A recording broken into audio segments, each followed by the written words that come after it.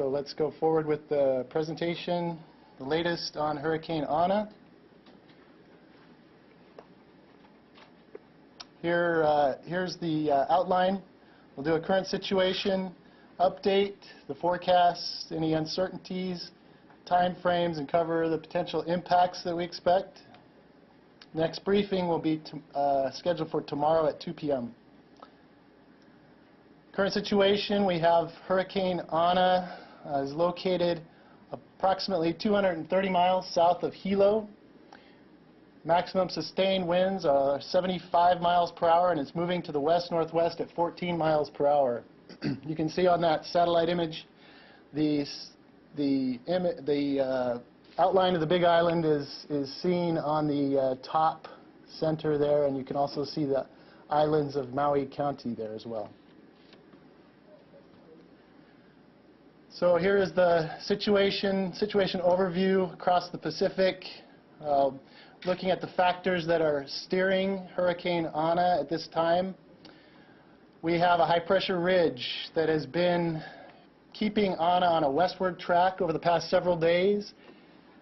This high-pressure ridge to the north of the islands is now in the process of sliding slightly to the east, and this is allowing the hurricane to make a west-northwest turn. In addition, as we were talking yesterday, Ana was a tropical storm, and at this time Ana has strengthened to hurricane status. So the forecast track, the latest forecast track, is seen in this graphic, and the cone of uncertainty, as we refer to it. Ana is forecast to continue to strengthen slowly, a bit more today. And then as we go into the weekend, Hurricane Ana is expected to begin to weaken and will become a tropical storm by Sunday morning. The predicted weakening trend is due to a forecast increase in wind shear. Wind shear has an effect of tearing the storm apart a little bit. So when the storm encounters that wind shear, we expect that there will be a de-intensification or a decrease in the intensity of Ana. As you can see the track there as well, the general northwest motion that we were talking about. As we get to the time frame around early Sunday, the ridge is expected to build back into the north of the state, and thus you see that the track bends a little bit more to the west-northwest. We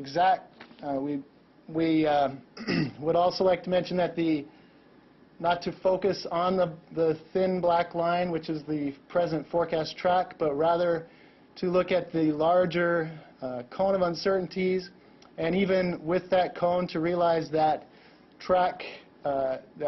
if the track moves along the east side of that cone, that the impacts of Ana will be able to be felt along the island chain as it moves through.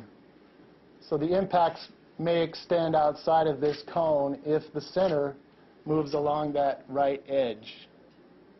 So there's still some uncertainty.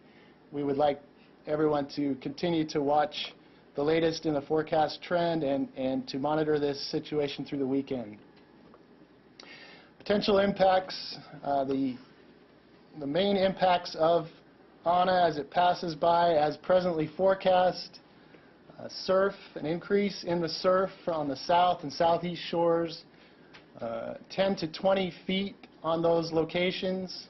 Storm surges, which is a piling up of water along the coastline, up to 1 foot and possibly as much as 2 feet if you're in a vulnerable southeast shore location, and if Ana becomes a little more of a rightward mover on its uncertainty cone. In addition, there's already building surf that has been observed on the southeast side of the Big Island. Even today, reports as high as 15 feet on the area near South Point of the Big Island. Also, flooding will be an impact. Flash flood watch is in effect for Big Island, starting as actually began at noon today, continues through Sunday. For all of the islands, we generally are expecting between 2 and 8 inches of rainfall throughout the period, although higher amounts are possible in locations where the terrain is lifting up those clouds and producing more rain showers. Heavier rainfall amounts up to 12 inches are predicted. And then as we move down the list, there's also winds. We will see the winds begin to increase as Ana approaches, first on the Big Island, where winds are already starting to increase on the south side of the Big Island, becoming breezy and then gusty. Wind speeds with gusts reaching 50 miles per hour, even on the islands, even with the center of Ana at some distance to the west. And those areas that get those 50 mile per hour wind gusts, a lot of times are going to be areas that are a little bit elevated, a little bit more exposed to the winds as they increase. And as we can see the timing, we have this afternoon on the Big Island, some of the impacts are starting. Expect a further deterioration this evening of conditions there, particularly on that south side of the Big Island, as they will be the first to experience those impacts. Saturday morning for Maui County, and then Saturday evening for Oahu, and then progressing to Kauai on Sunday.